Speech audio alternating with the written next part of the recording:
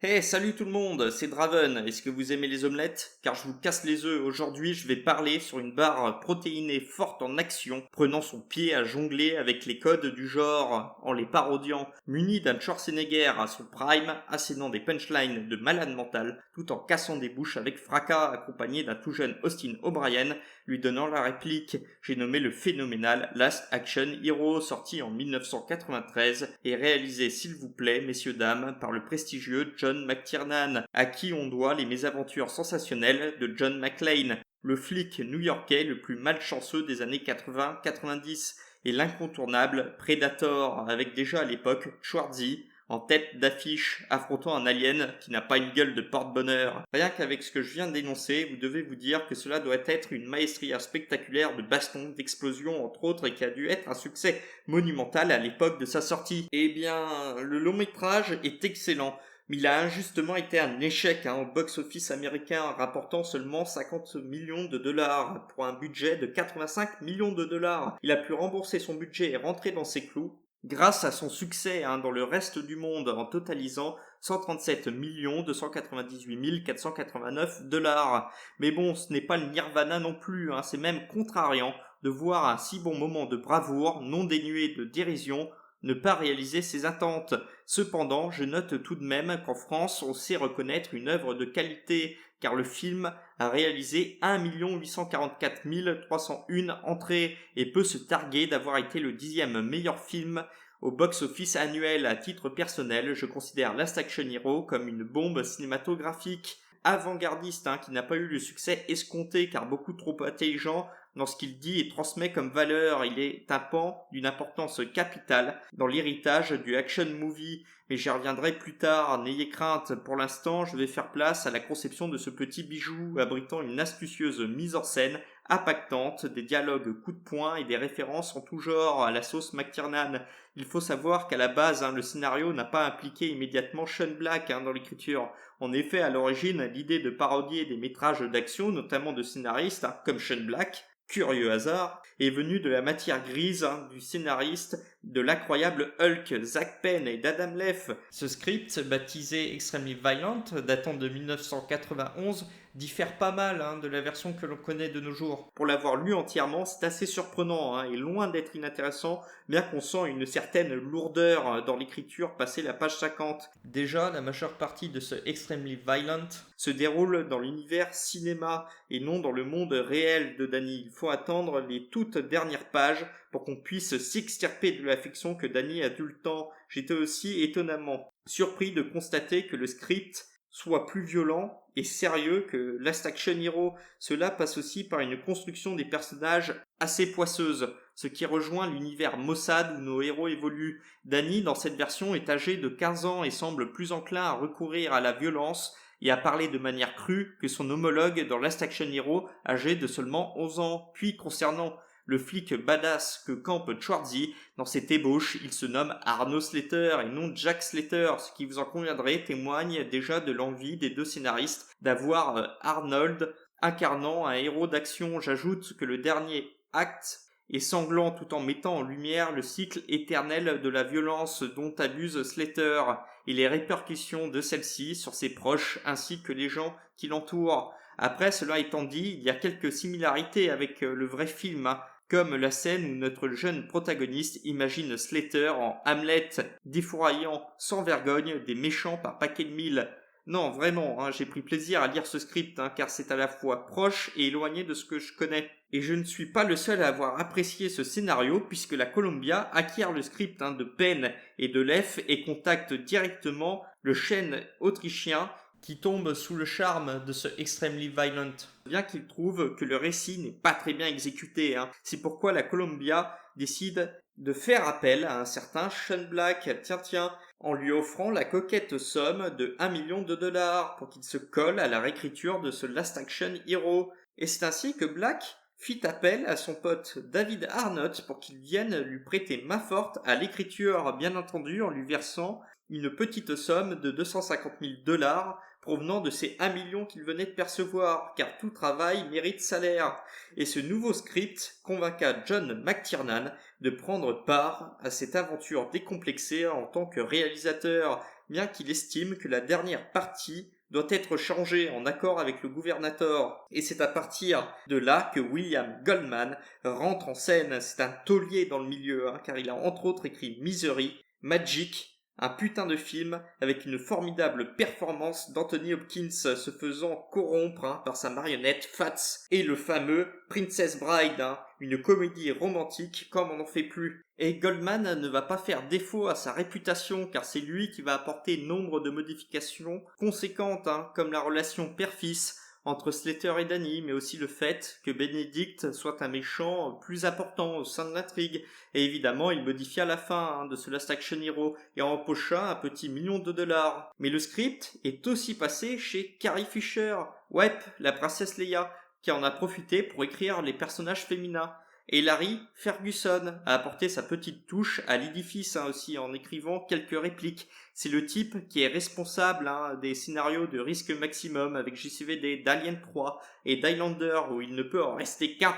Et là, on se dit que c'est bon. Le tournage est lancé et fini les galères. Monumentale erreur. Déjà, Mark Canton, le président de Columbia Pictures à l'époque, va mettre son grain de sel en annonçant le film pour le 18 juin 1993 et parle déjà d'un projet de suite éventuel pour 1994, soit l'année suivante, alors que cela faisait à peine 10 mois que le tournage venait d'être mis en chantier. Je vous donne dans le mille, Canton ne veut absolument pas repousser la date de sortie. Une pression grandissante s'installe chez les membres de l'équipe du dernier héros d'action, les obligeant à adopter un rythme de barbare et non de Conan, les forçant à incorporer une majorité de scènes tournées sur le vif directement dans le montage. Il est clair que pour McTiernan, le film fut un véritable Vietnam à réaliser, lui-même estimant que le long métrage devait avoir plus de temps pour être peaufiné. On rajoute à ça une campagne marketing ahurissante où on a le droit à du jeu vidéo sur Super Nintendo, une gamme de jouets à l'effigie des personnages principaux et surtout une fusée conçue par un consortium privé et la NASA où sur le fuselage de cette dernière est peint en énorme le titre du métrage et le nom de Schwarzenegger, afin que ce soit la première fois dans l'histoire de la pub qu'un véhicule spatial soit utilisé pour la promotion d'un film. Coût de l'opération $500 000, une campagne aussi spectaculaire et délirante que le film dont elle est tirée. Spectaculaire ou délirant, voilà aussi les mots qui correspondent au casting du film, puisqu'on a le Mister Univers jouant le personnage stéréotypé d'action ultra badass Jack Slater, et la présence non négligeable de la superbe Bridget Wilson, alias Sonya Blade pour les nostalgiques comme moi. Ici elle interprète la fille de Slater sous le nom de Whitney Meredith Caprice. Frank McRae est aussi là pour gueuler allègrement sur Slater et Danny en prenant les traits du lieutenant Decker, qui est tout simplement à mourir de rire de par ses réactions impulsives, ses mimiques du visage et ses punchlines. Et la chose assez ironique, c'est qu'il jouera le même archétype de flic bourru dans À l'arme fatale, sorti également en 93, soit la même année que notre film du jour, parodie évidente des 3 premiers Armes fatales, qui ne mangent pas de pain. Attention, au niveau des antagonistes, on a de l'artillerie lourde, car on nous gratifie la Charles Dance, interprétant un classieux homme de main se nommant Benedict, le méchant à l'œil de verre qu'on a pu apercevoir dans Alien 3, car c'est cet acteur qui joue le médecin du pénitencier. Bref, il sait assaisonner les gens à la sauce Gribiche. Il obéit aux ordres d'un vieux gounafier sicilien répondant au nom de Tony Vivaldi, interprété par le gros Anthony Quinn, un acteur de renom qui a cartonné dans plus de 250 films, comme La Strada, un film de 1954 que j'aime beaucoup de Federico Fellini, un chef-d'œuvre d'une tristesse infinie. Allez écouter le thème de ce film, il est incroyable. Tout ça pour dire qu'Anthony Quinn impose le respect dès qu'il apparaît dans un film, et Last Action Hero ne déroge pas à cette règle en or. Et en supplément, nous avons un Tom Noonan totalement déchaîné, avec sa gouaille qui doit vous être probablement familière, car c'est lui qui joue K1 dans Robocop 2. Bon, à présent, il est temps de parler encore plus du Last Action Hero en rentrant dans sa substantique moelle. Cette parodie de film d'action s'ouvre sur une introduction ultra badass qui semble être le climax d'une histoire différente, débutée hors caméra. Un tueur se nommant l'Éventreur, interprété par Tom Noonan, a pris en otage des enfants sur le toit d'un immeuble. On y voit une myriade de voitures de police entassées le long de la route. C'est à se demander comment les flics ont pu se garer d'ailleurs, mais bon. Puis nous avons le droit à un lieutenant Decker gueulant comme un putois sur l'Éventreur, et là, bim, entrée en scène de Slater avec un plan italien nous montrant qu'il marche avec détermination sur les toits des véhicules, tellement il est charismatique et cool, avec cigare dans le bec. Il est à tel point dur à cuire qu'il ignore les ordres de Decker, met une baigne à l'adjoint du maire, et décide d'aller s'occuper lui-même du méchant, une attitude d'alpha, à n'en point douter. Et c'est ça que j'adore, c'est que McTiernan, avec sa réalisation, réussit subtilement à se servir des clichés de films d'action écrits par Black et Arnott, genre le fait que l'action se passe pile le jour de Noël, à la manière d'un Die Hard, la profusion de caisses dans les rues, comme dans Rambo 1, le héros qui n'écoute que lui-même et qui s'exprime que par des catchphrases courtes qui ont du punch à la Commando, et le face-à-face contre le méchant cruel et sadique, détenant, comme de par hasard, un des proches de notre héros. Et pourtant j'étais totalement pris dans cette intro, pour vous dire, je la prends au sérieux à chaque fois que je me reclaque le film. Il y a une volonté de vouloir vendre de l'épique dans l'exagération pour nous faire vibrer et nous accrocher immédiatement. C'est là que l'ouverture de Last Action Hero est brillante. Et grâce à une transition intelligente, on bascule sur Danny Madigan, l'enfant héros du film, qui nous est vendu comme un éternel introverti, rêvasseur, se noyant dans l'imaginaire cinématographique, passant ses journées dans le cinéma de son ami Nick, le projectionniste.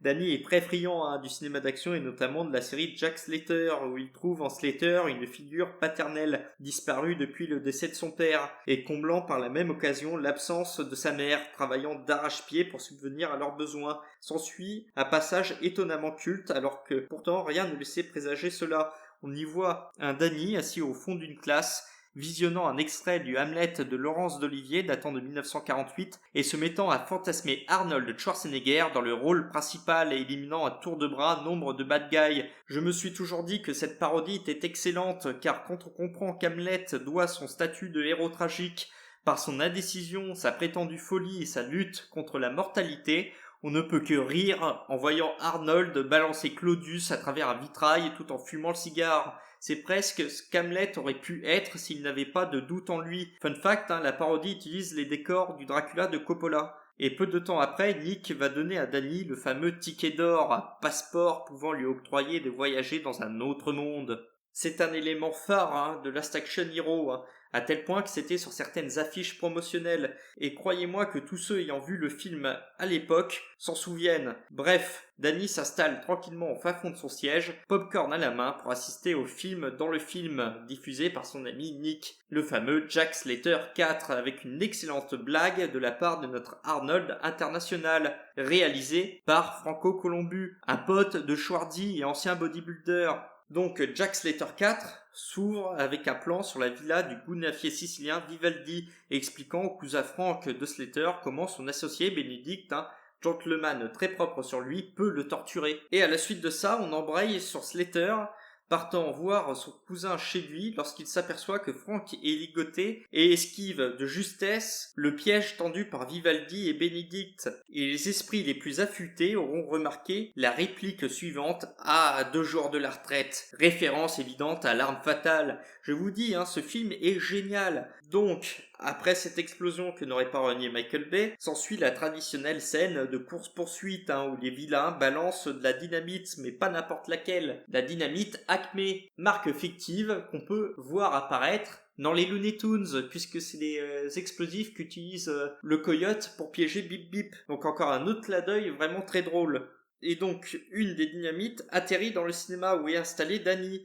et en courant pour éviter de se la prendre de plein fouet, il se retrouve transporté dans Jack Slater 4. Là où c'est du très bon, c'est que la relation père-fils qui va se créer entre Jack et Danny à mesure qu'une histoire défile sous nos yeux a un côté très buddy movie, puisque leurs deux caractères bien trempés sont assez différents et vont les conduire à démêler une sale affaire. C'est d'autant plus renforcé lorsqu'ils se font enguirlander par Decker lors de leur arrivée au commissariat. Et l'arrivée au comico est croustillante, telle un mot croque-monsieur pour les cinéphiles avides de clins d'œil comme moi. Car on remarquera quelques caméos sympatoches, comme le T-1000. Puis Danny représente le spectateur qui est transporté dans une fiction qu'il adore, qui ne s'est jamais dit que ce serait topissime de se retrouver dans un univers fictif pour lequel on éprouve de l'affection. C'est là que transparaît un message clair. Un film ne peut exister que si le spectateur croit en l'histoire qui lui est mise sous le museau. Au-delà de ça, Le métrage nous en met plein la vue avec une action surréaliste où Jack tombe d'une fenêtre, l'air débonnaire en tuant 2 hommes de main de Benedict avec leur propre gun